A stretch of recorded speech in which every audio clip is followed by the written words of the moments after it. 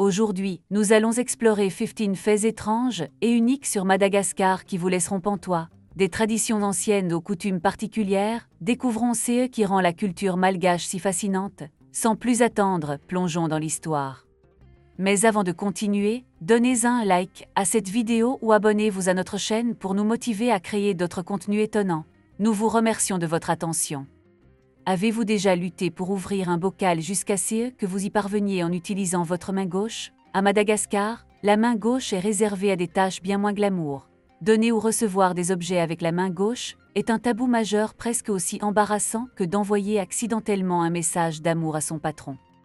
Historiquement, la main gauche est considérée comme moins pure et est typiquement associée à l'hygiène personnelle. Imaginez, vous êtes sur un marché animé de Madagascar, enchanté par les étalages colorés et les arômes délicieux. Vous prenez un panier de vanille fraîche que vous devez absolument acheter. Dans votre enthousiasme, vous tendez votre argent de la main gauche.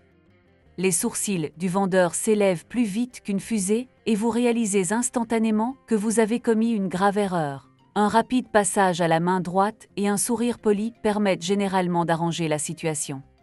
À Madagascar, en cas de doute, utilisez toujours votre main droite pour éviter les regards des approbateurs. À Madagascar, il est aussi inhabituel de combiner grossesse et funérailles que de se présenter en pyjama à un événement officiel. Il est généralement conseillé aux femmes enceintes d'éviter les funérailles, car elles croient que les esprits des défunts peuvent s'attarder sur le bébé à naître. Imaginez que vous disiez à votre ami « Je ne peux pas assister à l'enterrement de ton oncle parce que j'évite les fantômes jusqu'à la naissance de mon bébé ». Cette pratique allie le respect des ancêtres à une touche de précaution surnaturelle.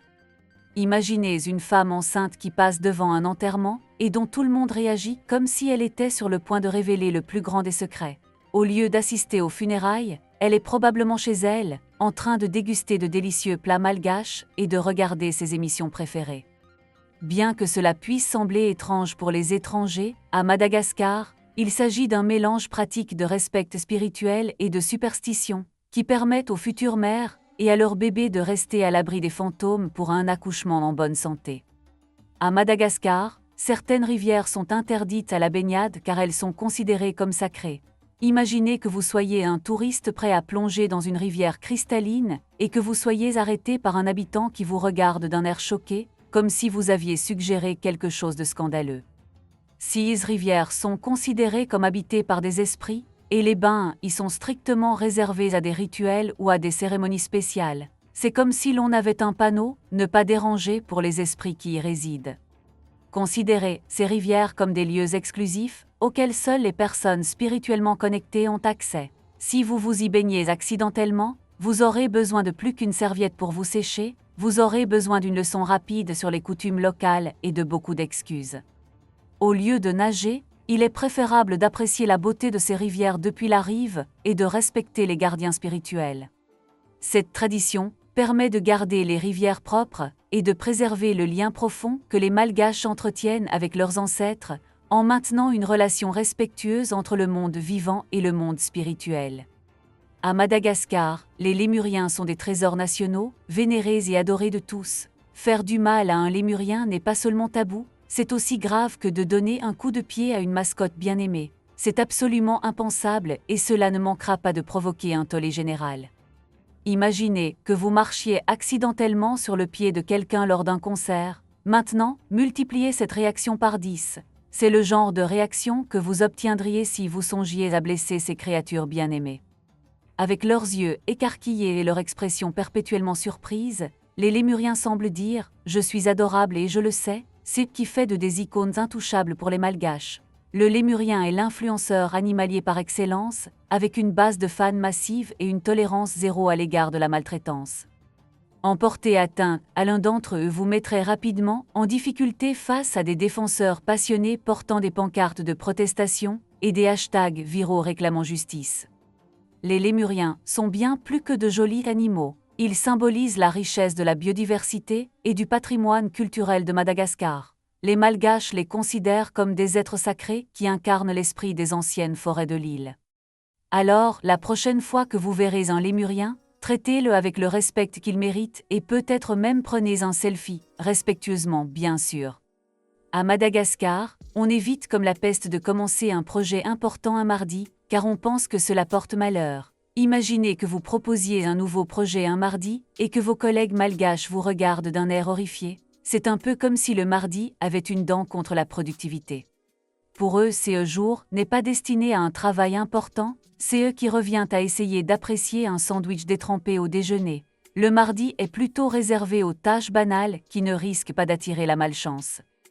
Les projets importants sont strictement réservés à d'autres jours de la semaine, c'est eux qui permet de progresser plus facilement et d'obtenir de meilleurs résultats. Cette tradition particulière peut sembler étrange aux yeux des étrangers, mais elle est profondément ancrée dans leurs croyances culturelles. Aborder le sujet de la mort à Madagascar est aussi délicat que de parler de politique lors d'un repas de famille. Les Malgaches préfèrent éviter de parler directement de la mort, la considérant comme un esprit malicieux qui pourrait causer des problèmes s'il était reconnu.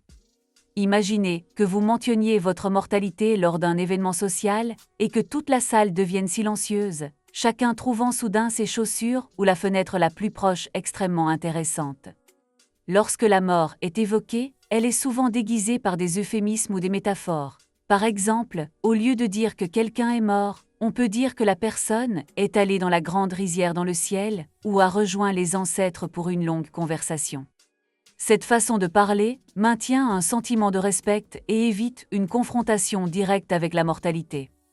À Madagascar, siffler la nuit revient à lancer une invitation aux esprits, c'est eux qui est strictement interdit. Imaginez que vous vous promenez dans un paisible village malgache au clair de lune, insouciant, et que vous commencez à siffler un air. Soudain, les volets se ferment, les portes se verrouillent et les chats du village se dispersent. C'est comme si vous aviez accidentellement annoncé une réunion fantomatique à laquelle personne ne veut assister. À la tombée de la nuit, les habitants savent qu'il vaut mieux ne pas siffler, de peur d'invoquer des esprits errants. Le sifflement, un acte apparemment innocent, devient un appel potentiel au surnaturel.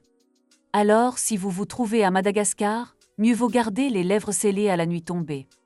Madagascar détient fièrement le titre de plus grand producteur de vanille au monde, fournissant environ 80% de la vanille mondiale. Cette île-nation transforme de simples desserts en délices exquis grâce à ses précieuses gousses de vanille. Cependant, le processus de production de la vanille est incroyablement exigeant et loin d'être prestigieux. Les agriculteurs de Madagascar se réveillent au lever du soleil pour polliniser soigneusement chaque fleur d'orchidée à la main à l'aide de petits bâtons de bambou, afin de s'assurer que chaque fleur reçoive le pollen nécessaire. Après la pollinisation, les gousses de vanille subissent un long processus de séchage qui peut durer plusieurs mois. Imaginez des rangées et des rangées de gousses de vanille vertes trempant au soleil, soigneusement tournées et massées quotidiennement par les agriculteurs pour développer leur riche saveur aromatique. Ce processus méticuleux transforme les gousses en ces trésors sombres et parfumés que nous connaissons sous le nom de vanille. L'avenue des Baobabs à Madagascar est comme une galerie d'art naturel, avec des arbres anciens et imposants qui semblent tout droit sortis d'un conte de fées. Ce célèbre chemin de terre, bordé de baobabs majestueux, devient particulièrement enchanteur au coucher du soleil, lorsque la lumière dorée projette de longues ombres. Ces arbres renversés, au tronc massif, semblent capables d'abriter des communautés entières de créatures de la forêt. En se promenant sur cette avenue, on peut se sentir comme une petite fourmi dans un jardin de géants, éclipsé par ces arbres gigantesques qui existent depuis des siècles, voire des millénaires. Le charme de l'avenue des Baobabs va au-delà de sa splendeur visuelle, il réside dans les histoires silencieuses que ces arbres racontent. Chaque baobab est un monument vivant, témoin de plusieurs générations de la vie malgache. Les habitants croient que ces arbres ont une signification spirituelle, les reliant souvent à des légendes et au folklore, c'est eux qui ajoutent à leur mystère. Les touristes du monde entier viennent avec leur appareil photo à la main, désireux d'immortaliser cette beauté d'un autre monde. Cependant, aucune photo ne peut vraiment capturer le sentiment d'être parmi ces anciens géants, de se sentir connecté au riche patrimoine naturel de Madagascar et à l'esprit intemporel des baobabs. Madagascar est un véritable paradis à l'évolution unique, un lieu où la nature a mené ses propres expériences. Séparée de l'Afrique il y a des millions d'années, l'île a développé son propre écosystème, favorisant une flore et une faune que l'on ne trouve nulle part ailleurs sur la planète. C'est comme si Mère Nature avait un projet spécial qui a conduit au développement d'espèces extraordinaires. Les lémuriens, les caméléons et les phocas n'en sont que quelques exemples. Cet isolement a fait de Madagascar un haut lieu de la biodiversité, si unique qu'on l'appelle souvent le 8e continent. Prenons l'exemple des lémuriens. Ces créatures fascinantes, qui vont du minuscule lémurien souris au grand indri, présentent une diversité inégalée. Sans la concurrence de prédateurs continentaux, elles ont prospéré et évolué de manière extraordinaire. De même, la flore de Madagascar, y compris les forêts d'épineux et les imposants baobabs, s'est adaptée aux différents climats de l'île et a développé des caractéristiques uniques. Cet isolement évolutif a rendu Madagascar comparable aux îles Galapagos de Darwin, offrant des découvertes sans fin sur l'ingéniosité de la nature. Ce qui suit sur Madagascar va vraiment vous surprendre. Le Famadiana, ou retournement des os, est une tradition qui transforme un événement typiquement sombre en une fête animée. Il s'agit en fait d'une réunion de famille doublée d'un festival. Tous les 2 ou 3 ans, les familles malgaches sortent les dépouilles de leurs ancêtres des cryptes familiales, les enveloppent dans de nouveaux tissus de soie et dansent avec les corps au son d'une musique joyeuse. Ces rituels uniques permettent aux vivants et aux morts de se retrouver, de célébrer les liens familiaux durables et d'honorer ceux qui sont morts. L'atmosphère de la Famadiana est loin d'être morose, elle est remplie de rires, de musique et d'un fort sentiment d'appartenance à la communauté. Des parents venus de près et de loin se rassemblent, apportant de la nourriture, des boissons et des cadeaux pour honorer leurs ancêtres. Pendant que l'orchestre joue, les membres de la famille dansent avec les dépouilles enveloppées, partageant des histoires et des souvenirs pour s'assurer que leurs ancêtres se sentent aimés et qu'ils ne les oublient pas. Cette tradition souligne non seulement l'identité culturelle malgache, mais vise également à rendre heureux les esprits des défunts, en s'assurant de leur bénédiction et de leur protection. Le Famadiana reflète parfaitement la vision malgache de la mort comme une continuation de la vie, en la célébrant avec musique, respect et une joie sans fin. L'histoire des pirates à Madagascar est un récit passionnant tout droit sorti d'un roman d'aventure, avec ses flibustiers légendaires, ses trésors cachés et ses repères mystérieux. Aux XV et XV siècles, l'île est devenue un sanctuaire pour les pirates en raison de sa situation privilégiée le long des routes commerciales très fréquentées de l'océan Indien. Avec ses baies et ses criques isolées, Madagascar constituait le refuge idéal pour des pirates notoires comme William Kidd et Henry Avery, qui utilisaient l'île comme base pour échapper à la capture des autorités navales. 6 capitaines pirates ont fait de Madagascar un haut lieu de l'anarchie, établissant des colonies secrètes qui prospéraient grâce aux richesses volées. L'une des légendes de pirates les plus captivantes est celle de Libertalia, une colonie mythique qui aurait été fondée par des pirates à Madagascar. Selon le folklore, Libertalia était une utopie de démocratie et d'égalité, où les pirates du monde entier vivaient en harmonie et partageaient leur butin. Bien que la réalité de Libertalia reste un mélange de mythes et d'histoires, l'héritage pirate de Madagascar est indéniable.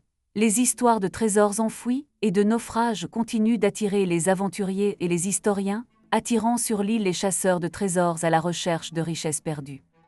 Aujourd'hui, l'héritage des pirates de Madagascar est célébré à travers des histoires et des traditions, préservant l'esprit d'aventure dans les paysages enchanteurs de l'île. La consommation d'anguilles à Madagascar est entourée de tabous culturels et de croyances profondes, faisant de ces créatures glissantes bien plus qu'un simple plat. Dans certaines régions, il est totalement interdit de manger des anguilles, une tradition ancrée dans les coutumes ancestrales et la révérence spirituelle. Pour de nombreux malgaches, les anguilles sont liées aux ancêtres ou aux esprits tutélaires, et leur consommation est censée porter malheur ou fâcher les esprits.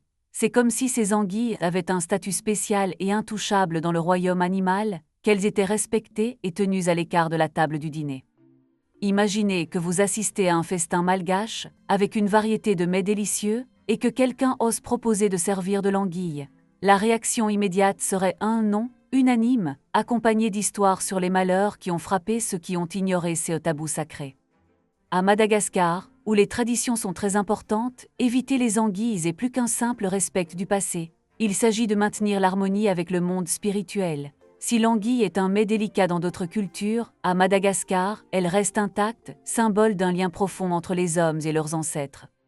L'extraction du saphir est un mélange dynamique de travail acharné, de chance et de transformation. La région d'Ilakaka, autrefois un village paisible, est devenue une ville animée grâce à la découverte de gisements de saphir. Des mineurs et des prospecteurs du monde entier viennent ici dans l'espoir de trouver des pierres précieuses qui pourraient changer leur fortune. La ville est aujourd'hui remplie d'échoppes de fortune, de marchés animés et d'une foule variée de chasseurs de trésors. L'extraction des saphirs est un travail intense, souvent effectué à la main, les mineurs creusant dans le gravier et inspectant méticuleusement chaque pierre à la recherche de l'éclat du saphir tant convoité. Ce boom a entraîné une croissance économique et des opportunités d'emploi, mais aussi des défis importants. L'afflux de richesses a stimulé le développement local, mais a également causé des dommages environnementaux et des problèmes sociaux. Les activités minières non réglementées peuvent dévaster le paysage, tandis que la croissance soudaine de la population exerce une pression sur les infrastructures et les ressources. En outre, l'industrie est confrontée à des problèmes tels que le travail des enfants et des conditions de travail dangereuses. Des efforts sont en cours pour promouvoir des pratiques minières éthiques afin de protéger les travailleurs et l'environnement. Ces initiatives visent à garantir que l'industrie du saphir de Madagascar puisse soutenir l'économie locale sans nuire au tissu écologique et social de l'île. La faune de Madagascar est un véritable miracle biologique. Plus de 90% de ces espèces sont endémiques, c'est-à-dire qu'elles ne se trouvent nulle part ailleurs sur Terre. Cette incroyable diversité est le résultat de l'isolement de longue date de l'île par rapport au continent africain, ce qui a permis à l'évolution de suivre une voie unique et créative. Parmi ses habitants les plus célèbres figurent les lémuriens, qui vont du minuscule lémurien souris, assez petit pour tenir dans la main, à l'indri, plus grand et plus vocal. Chaque espèce de lémurien a évolué pour remplir des niches écologiques différentes, affichant une grande variété de comportements, de régimes alimentaires et de structures sociales. Les caméléons abondent également à Madagascar et présentent une variété étonnante, du caméléon panthère coloré au minuscule Brookesia micra, l'un des plus petits reptiles de la planète. L'île abrite également le singulier Aïe, un lémurien nocturne doté d'un doigt médian allongé utilisé pour pêcher des insectes dans l'écorce des arbres, et le fossa, un carnivore ressemblant à un chat et le plus grand prédateur de Madagascar. La flore est tout aussi extraordinaire, avec des baobabs emblématiques des forêts d'épineux, de nombreuses orchidées et d'autres plantes endémiques. Cette biodiversité unique attire les scientifiques et les passionnés de nature du monde entier, soulignant le besoin crucial d'efforts de conservation. La protection des écosystèmes de Madagascar est essentielle à la préservation de son patrimoine naturel et à la compréhension des processus complexes de l'évolution et du réseau de la vie. Les traditions culturelles vivantes et la biodiversité remarquable de Madagascar en font une destination unique et captivante, pleine de tabous fascinants et de merveilles naturelles stupéfiantes. Si vous avez aimé découvrir ces faits incroyables, abonnez-vous à Explorers Eagle pour obtenir d'autres informations sur les endroits les plus fascinants du monde.